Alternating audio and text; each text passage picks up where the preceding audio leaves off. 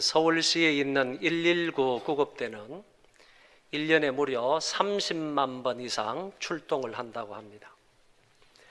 그런데 몇 년 전에 1년 동안 29만 2천 번이 출동을 했는데 그 가운데서 21만 2천 명을 구조했다는 통계가 있습니다.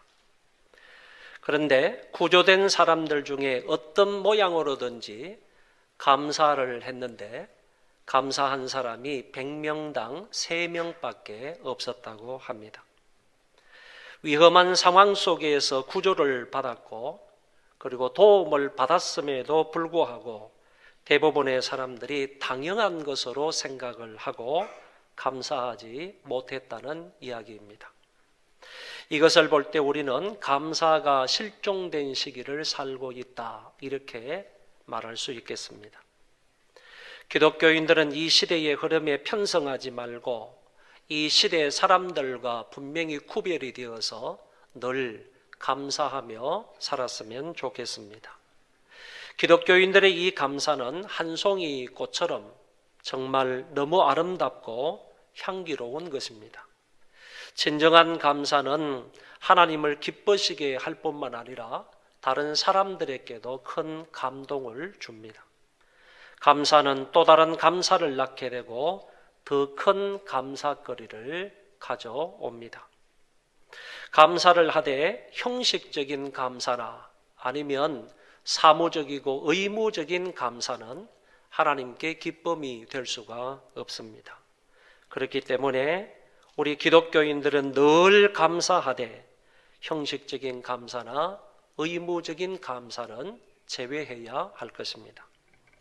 오늘 본문 말씀에 보면 구약의 다니엘이라는 사람이 하나님 앞에 감사를 드렸는데 이 사실은 오늘 우리에게 큰 교훈을 줍니다. 그래서 다니엘의 감사는 어떤 감사였는지 세 가지로 나누어서 살펴보고자 합니다. 첫째, 다니엘의 감사는 환경을 초월한 감사였습니다. 다니엘은 이스라엘 사람으로서 바벨론 나라로 포로로 잡혀간 사람입니다. 바벨론이라는 포로지에서 종살이를 해야 했지만 그래도 하나님의 은혜 가운데에서 다니엘은 국무총리가 되었습니다. 포로로 잡혀온 사람이 이렇게 높은 자리에 앉아서 지혜롭게 슬기롭게 그 나라 백성들을 다스리게 되니까 주위에 있는 많은 사람들의 시기와 질투를 받게 되었습니다. 그래서 다른 대신들이 다니엘을 죽이기 위하여 계략을 짜는 것입니다. 그래서 왕에게 이런 계획을 말하는데 왕을 위한다는 명목으로 그 포장을 잘 해서 말하기를 지금부터 30일 동안 누구든지 왕 외에 어느 신에게나 사람에게 무엇을 구하면 사자굴 속에 집어넣기로 했다는 것입니다. 이것을 왕은 좋게 여겨서 조서에 도장을 찍어 전국 120도에 배포를 했습니다. 다니엘을 비롯하여 같이 포로로 잡혀온 많은 사람들은 지금까지 모진 시련 가운데서도 포기하지 아니하고 하나님을 섬겨오고 있으며 그 하나님께 기도하고 왔는데 이제 앞으로 30일 동안은 자기들의 신인 하나님께 기도할 수 없게 되었습니다.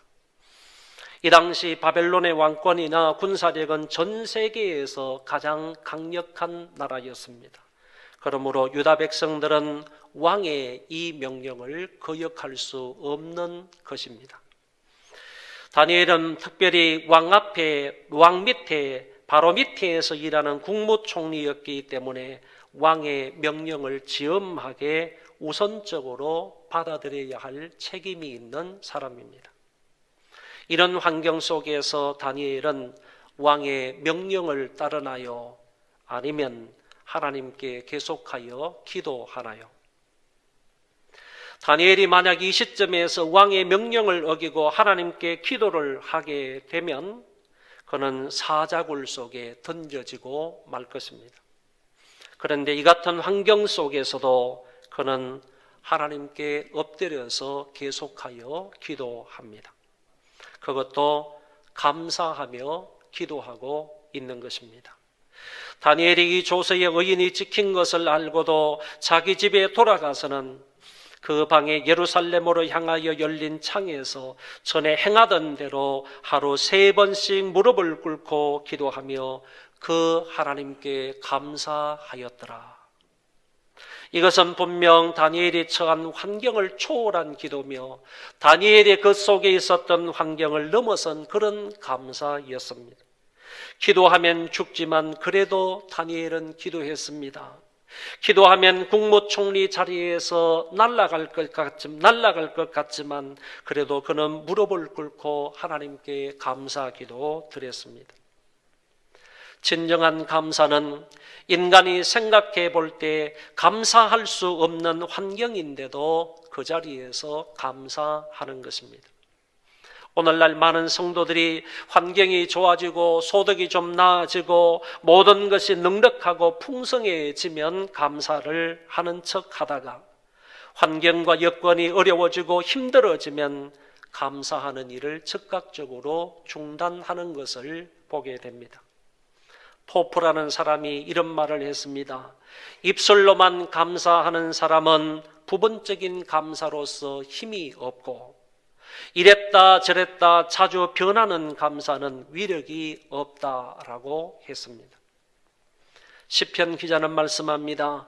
감사로 제사를 드리는 자가 나를 영화롭게 하나니 그의 행위를 옳게 하는 자에게 내가 하나님의 구원을 보이리라. 감사로 제사를 드리는 자란 믿음과 행위가 일치된 감사를 말합니다.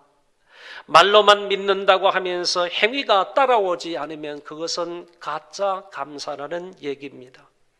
인생의 목적이 하나님을 영화롭게 하는 것인데 그것은 곧 믿음과 행위로 감사하게 될 때 바로 하나님을 영화롭게 한다는 것입니다.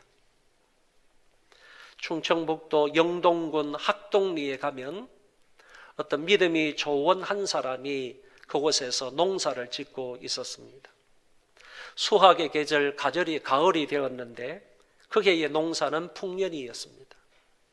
그래서 이제 조금만 있으면 이 풍년을 진 이 가을에 벼를 수확할 수 있겠다 이렇게 생각하고 잔뜩 기대에 부풀고 있었습니다. 그런데 가을 거지를 할 때쯤 큰 태풍이 몰려왔습니다. 태풍으로 인하여 이 성도의 논에 누렇게 익은 벼가 적어도 80% 정도가 쓰러졌습니다.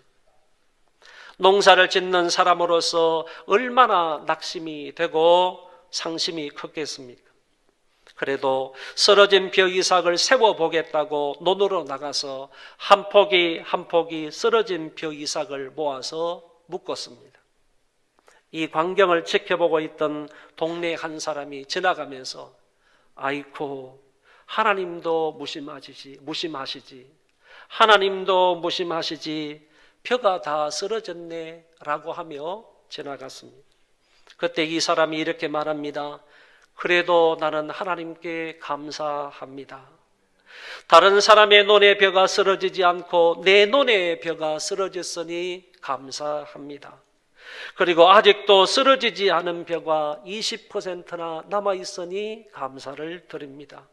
또한 쓰러진 것도 일으켜 세울 정도로 넘어지게 한 것도 감사를 드립니다. 이렇게 하나님께 감사를 드렸는데 이런 감사가 환경을 초월한 감사이지 않겠습니까? 다니엘은 감사 기도하면 죽을 수도 있었지만 그래도 그는 그 환경을 초월하여 하루에 3번씩이나 하나님 앞에 감사했습니다. 두 번째, 다니엘의 감사는 절망 중에 감사한 것이었습니다. 현대인들에게는 진정한 감사가 없고 감사의 위력도 상실한 것 같습니다. 하나님의 은혜와 하나님의 사랑과 복은 점점 더 많아지는데 점점 더 풍성해지는데 왜 감사는 점점 더 사라지는 것입니까? 그것은 상황에 따라 감사의 마음이 달라지기 때문일 것입니다. 상황이 좋아지면 감사하고 상황이 나빠지면 원망 불평하는 것은 안 믿는 사람들도 합니다. 그러나 우리가 정말 하나님을 믿는 사람이고 하나님의 자녀가 되었으며 매 순간 하나님의 통치를 받고 사는 사람이라고 한다면 상황이 좋을 때만 감사하는 것이 아니라 나쁠 때도 절망 중에도 감사할 수 있는 것입니다. 여러분, 다니엘이 처한 상황이 좋았습니까? 나빴습니까? 지금 굉장히 안 좋은 상황입니다. 기도를 할 수 있느냐 못하느냐라는 상황이고 기도하면 죽을 수도 있는 상황입니다. 사람의 명령에 순종해야 하는지 아니면 기도하라는 하나님의 명령에 순종해야 하는지 갈림길에 놓여 있었던 상황입니다. 뒤를 보아도 절망이고 앞을 보아도 희망을 찾을 수 없는 상황이었습니다. 그래도 분명 다니엘은 이 상황 속에서 절망적인 상황 속에서 기도하고 있다는 것입니다. 그런데 이런 환경에서도 다니엘은 하나님 앞에 감사하며 기도했습니다. 앞에 놓인 사자굴을 보면서도 그는 감사하고 있는 것입니다. 자기의 생명이 지금 풍전등화와 같음을 알고도 그는 하나님께 하루 3번씩 엎드려 감사기도 했습니다. 이스라엘의 분열 왕국 시대 때 남쪽 유다의 제4대 왕이 여호사밧이었습니다. 이 왕이 남쪽 유다를 통치하고 있었을 때에 하루는 모압 족속과 암몬 족속과 마온 족속이 연합해서 이스라엘 남쪽 유다를 침략해 왔습니다. 그 연합군의 군사력은 대단했기 때문에 유다 백성들이 그것을 막기에는 역부족이었습니다. 여호사밧은 하나님 앞에 엎드려 간절히 기도했습니다. 우리를 치러오는 이 큰 무리를 우리가 대적할 능력이 없고 어떻게 할 줄도 알지 못하옵고 오직 주만 바라보나이다. 이때 하나님이 여호사밧의 그 기도에 응답해 주셨습니다. 그래서 왕이 백성들을 불러놓고 이렇게 말합니다. 너희들은 두려워하지 말라, 두려워하지 말라. 오직 여호와 하나님만 신뢰해라. 하나님만 믿어라. 그리고 나서 찬양대를 세워서 여호와께 감사하세, 여호와께 감사하세, 그 인자하심이 영원하도다라고 찬송하게 했습니다. 그랬더니 하나님께서 저 적군의 진영에 들어가셔서 하나님이 그들을 한 사람 한 사람 쳐 죽이게 되었습니다. 땅에 엎드려진 것이 시체뿐이요 하나도 피한 자가 없었다고 성경은 말해주고 있습니다. 이 같은 전쟁의 위기 가운데에서도 어떻게 여호사밧과 그의 찬양대와 그의 사람들은 감사할 수가 있었겠습니까? 여호사밧과 그의 찬양대가 하나님 앞에 이렇게 찬송하며 감사하며 나아갔을 때에 하나님은 그 사람들에게 승리를 안겨주셨습니다. 기독교인들이 환경을 초월하여 감사하지 않으면 절망이 찾아올 때 결코 감사할 수 없을 것입니다. 그래서 우리는 어떤 조건 때문에 감사하는 것도 아니고 어떤 환경 때문에 감사하는 것도 아니라 절망 중에서도 감사할 수 있는 자가 바로 그리스도인들입니다. 구약에 하박국 선지자가 있습니다. 어느 날 하나님께서 하박국 선지자에게 내가 바벨론을 통하여 이스라엘을 심판하리라고 말씀하셨습니다. 하나님의 그 심판이 얼마나 무섭고 두려운지 하박국 선지자는 창자가 흔들리고 입술이 떨릴 지경이었다고 했습니다. 또 뼈가 썩은 것 같은 충격 때문에 심히 두려워했다고 말합니다. 하나님의 심판은 이렇게 무서운 것입니다. 당시 이스라엘 백성들은 하나님을 떠나서 우상 숭배에 빠져 있었습니다. 그리고 선지자는 의인은 많은 고난을 당하는데 어찌 악인들은 떵떵거리며 잘 살고 있는지 그 사실을 궁금해 했습니다. 이런 와중에서 하나님이 이 백성을 심판하시겠다고 말씀하신 것입니다. 그런데 하나님의 심판으로 인하여 창자가 떨리고 입술이 떨리고 뼈가 썩은 것 같은 두려움 가운데 있으면서 하박국은 이 고통스러운 상황 속에서 하나님 앞에 감사하고 있더라는 것입니다. 비록 무화과 나무가 무성치 못하며 포도나무에 열매가 없으며 감람나무에 소출이 없으며 밭에 식물이 없으며 우리의 양이 없으며 외양간에 소가 없을지라도 나는 여호와로 인하여 즐거워하며 나의 구원의 하나님을 인하여 기뻐하리로다. 이 고백은 상황이 좋을 때, 모든 것이 평탄하게 잘 되어갈 때 나온 고백이 아닙니다. 전쟁이 일어나게 되면, 또는 하나님의 심판이 있게 되면 무화과 나무가 무성치 못할 겁니다. 전쟁이 있으면 포도나무에 열매가 없게 될 것입니다. 감람나무에 소출이 없게 될 것입니다. 밭에는 식물이 없을 것이고 우리와 외양간에는 짐승이 없을 것이니, 짐승이 없을 것이나 나는 그래도 구원의 하나님으로 인하여 기뻐하리라고 선지자는 말하고 있다는 것입니다. 여러분, 선지자는 물질이 있고 없고에 따라서 감사하고 있는 것이 아니라는 얘기입니다. 또한 하박국 선지자는 하나님의 심판이라는 절망 중에서도 구원의 하나님으로 인하여 기뻐하며 감사하고 있다는 얘기입니다. 믿음이 독실한 남자 한 성도가 혀암에 걸려서 석 달 동안 치료를 받았으나 점점 약화가 되고 혀를 잘라야 하는 수술을 받아야 한다고 합니다. 수술을 하기 전에 의사가 그 환자에게 이렇게 말합니다. 이 수술을 하고 나면 이제 더 이상 당신은 말을 할 수 없을지 모르는데, 그러면 이제 마지막으로 할 말이 없느냐고 물었답니다. 수술실 분위기는 침울하였고 의사들과 간호사들 모두는 긴장된 모습으로 그 환자를 쳐다보고 있었습니다. 이때 이 환자가 눈물을 주르르 흘리면서 한마디 말을 했습니다. 하나님 아버지 감사합니다. 하나님 아버지 감사합니다. 이 말 한마디를 남겼다고 합니다.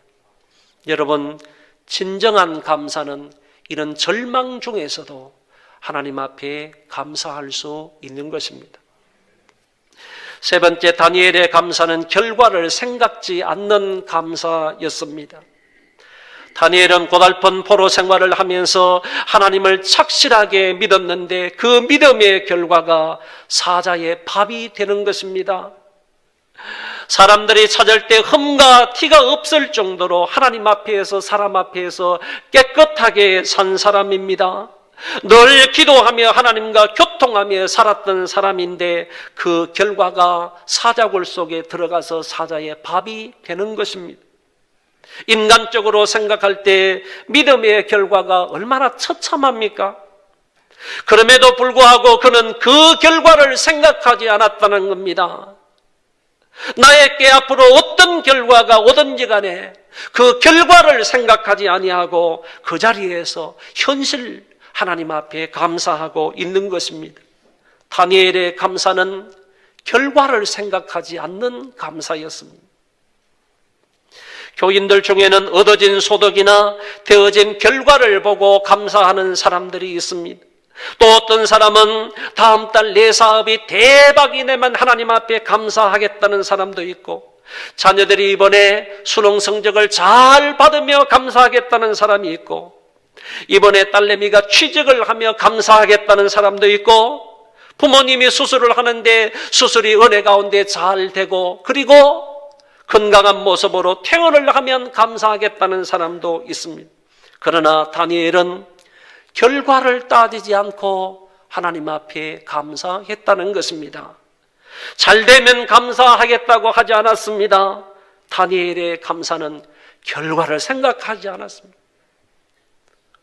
내 미래가, 내 앞길이 어떻게 될 것인지 그 부분은 생각하지 아니하고 현실 속에서 하나님 앞에 감사하고 있는 것입니다. 영국의 유명한 엘리자베스 여왕은 자식이 없어 죽었습니다. 그래서 자기가 죽어가면서 이렇게 유언을 했습니다. 내가 죽으면 왕위를 이어갈 사람이 있어야 되는데 저 스코틀랜드에 제임스 6세를 불러다가 내 뒤를 이어서 왕을 세워라, 이렇게 유언을 했습니다. 영국에서는 이 엘리자베스 여왕의 말을 듣고 왕이 죽자 스코틀랜드에 가서 제임스 6세를 데려다가 자기 나라에서 제임스 1세라고 말하면서 왕을 세웠습니다. 당시 영국에서는 국교가 성공회였고, 그리고 스코틀랜드에서는 개신교가 성행을 했었는데, 영국과 스코틀랜드 중에서 철저하게 신앙생활을 해왔던 사람을 가리켜서 퓨리탄, 청교도들이라고 불렀습니다.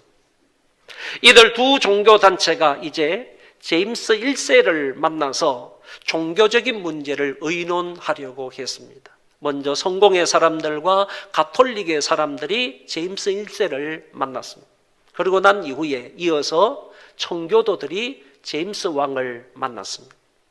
왜 만났느냐 하면은 이 국교가 아닌 이 청교도들은 왜 제임스 1세를 만났느냐 하면은 교회가 지금 개혁되어야 한다라는 것입니다.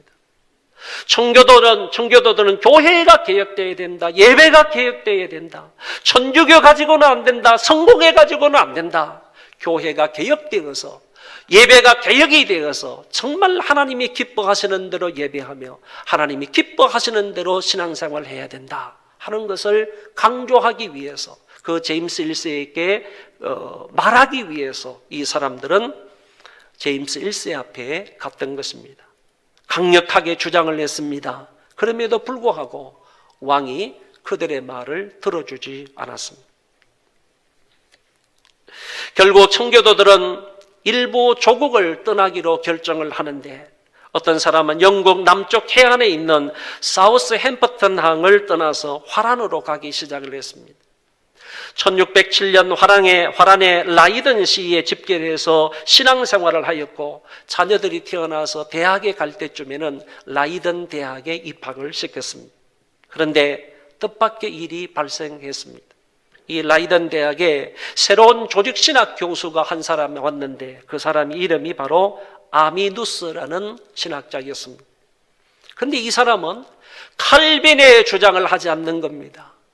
하나님의 은혜나 하나님의 주권을 강조하지 않은 것입니다. 대신에 인간의 자유의지를 강조했던 사람이 아미누스였습니다. 하나님의 은혜를 얼마든지 인간의 자유의지로 거부할 수 있다는 얘기입니다.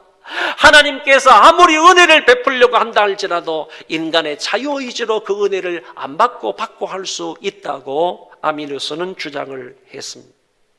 그래서 영국에서 종교의 자유를, 신앙의 자유를 찾아서 화란까지 온 그 사람들이 저런 사람이 가르치는 학교에서 우리 아이들을 교육시킬 수가 없다. 그래서 이 사람들이 다시 그 화란 땅을 떠나게 되는 겁니다. 그 사람들이 바로 1620년에 105명이 메이플라워를 타고 암스테르담 항구를 떠나서 아메리카로 가는 사람들이 되었던 것입니다. 2개월에 걸쳐서 이 대서양을 지나가게 됩니다. 배가 미국 해안에 그에 접근했을 때 또 폭풍을 만나가지고 이 배가 표류하게 됩니다. 거기에서 동북부 지방에 간신히 도착을 하게 되었는데, 그때도 안전지대가 이곳이 아니다라고 생각을 해서 다시 항해를 해서 1620년 11월 21일입니다. 내일 모레 1620년 11월 21일에 프리마우스에 도착을 해서 그곳에 정착을 했습니다. 지금으로부터 397년 전입니다. 이들이 프리마우스에 도착을 했을 때는 늦가을이었습니다. 곧 겨울이 다가왔습니다. 그의 겨울과 봄 사이에 그 103명, 105명의 사람들이 무려 그 중에서 44명이 죽었습니다. 이들은 먼저 통나무를 베어다가 예배당을 지었습니다. 그리고 학교를 지었습니다. 그리고 자기들의 집을 지었습니다. 기아와 영양실조로 인해서 대부분의 사람들이 폐결에게 앓다가 죽었습니다. 1621년 봄에 한 인디언이 방문을 했는데 그들과 교제를 나누면서 그들로부터 옥수수 재배법을 배웠습니다. 1621년 가을 첫 수확을 얻어서 농작물과 생선과 과일을 차려놓고 인디언들을 초청해서 함께 하나님 앞에 감사하는 예배를 드렸습니다. 그렇게 풍성한 그런 과일들이 아니었습니다. 변변찮은 그런 수확들이었습니다. 그래도 그들은 하나님께 우리 손으로 농사를 지어서 첫 수확을 하게 하신 그 하나님께 감사를 했던 것입니다. 여러분, 청교도들도 가만히 보면 환경을 초월해서 감사했습니다. 청교도들도 절망적인 상황 속에서도 계속적으로 하나님 앞에 감사했습니다. 청교도들은 결과를 생각하지 않고 하나님 앞에 감사하고 있는 모습을 볼 수 있습니다. 여러분, 며칠 전에 제가 병원에 입원해 계신 한 권사님을 뵈러 갔었습니다. 이 권사님은 연세가 많으시고 정신이 오락가락 하시는 분입니다. 그래도 그날은 정신이 맑으셨고 말씀도 또박또박 잘 하셨습니다. 그래서 제가 그 권사님에게 물어봤습니다. 권사님, 사도신경을 외울 수 있습니까? 그러니까 이 권사님이 사도신경 처음부터 끝까지를 조금 뜨듬뜨듬 하셨지만은 처음부터 끝까지 그 긴 사도신경을 다 외우셨습니다. 너무 신기하지 않습니까? 그래서 제가 또 말씀을 드렸습니다. 권사님, 이 사도신경의 내용을 다 믿습니까? 그러니까 권사님이 그럼요, 믿지요. 그렇게 대답을 하셨습니다. 지금 예전에는요, 이 권사님 말씀을 잘 못하셨어요. 그리고 누가 누군지를 잘 분간하지를 못하셨어요. 그런데 그날만큼은요, 또박또박 이렇게 대답을 하셨어요. 그러게 제가 하나 더 물어봤습니다. 권사님, 며느리 이름이 뭐예요? 물어봤습니다. 며느리 이름도 또박또박 대답을 하셨습니다. 신기했습니다. 그래서 제가 또 물어봤습니다. 아드님 이름은 뭐예요? 그러니까 아드님 이름은 모르시더라고요.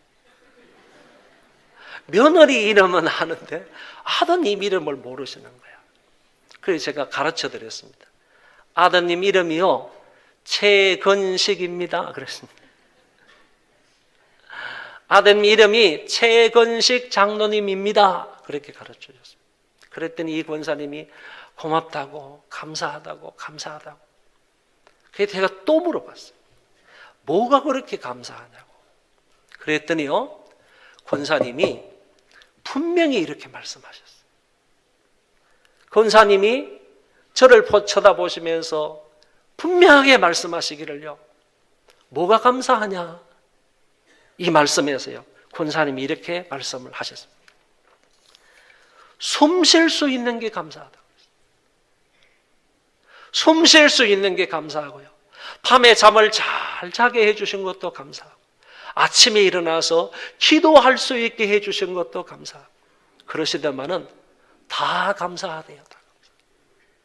숨 쉴 수 있는 것도 감사하고, 밤에 잠을 잘 잘 수 있는 것도 감사하고, 그리고 아침에 일어나서 기도할 수 있는 것도 감사하고, 다 감사하답니다. 여러분, 저는 권사님과 얘기를 나누면서 두 가지를 깨닫게 되었습니다. 임정식 권사님은 본인의 아들 이름은 기억하지 못해도요, 사도신경은 기억하고 있었습니다. 본인의 아들 이름이 최건식 장로님인데 최건식 장로님의 이름은 기억하지를 못하셔도요, 삼위일체 여호와 하나님의 이름은 기억을 하셨고요, 그 이름을 믿는다고 고백을 하셨습니다. 여기에 제가 상당한 도전과 충격을 받았습니다. 그리고 두 번째는요, 이 권사님은 대소변을 다 받아내시는 분입니다. 움직이시기가 어려우신 분입니다. 그리고 항상 누워만 계시는 분입니다. 언제 하나님의 부르심을 받을지 아무도 모르는 사람입니다. 그런데 그런 분임에도 불구하고 숨 쉴 수 있는 것을 감사하고요, 잠을 잘 잘 수 있는 것을 감사하고, 아침에 눈 떠서 하나님 앞에 기도할 수 있는 것을 감사하고, 다 감사하다고 말씀을 하셨습니다.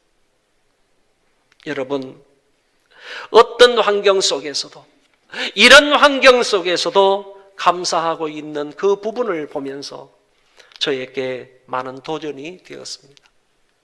소망교회 성도 여러분, 다니엘은 환경을 초월해서 하나님 앞에 감사했습니다. 다니엘은 절망 중에도 감사를 했습니다. 다니엘은 결과를 바라보지 않고 감사를 했습니다. 이런 감사가 오늘 저와 여러분들에게도 있기를 바랍니다. 감사가 넘쳐나는 추수감사절 되시기를 바랍니다. 기도하겠습니다.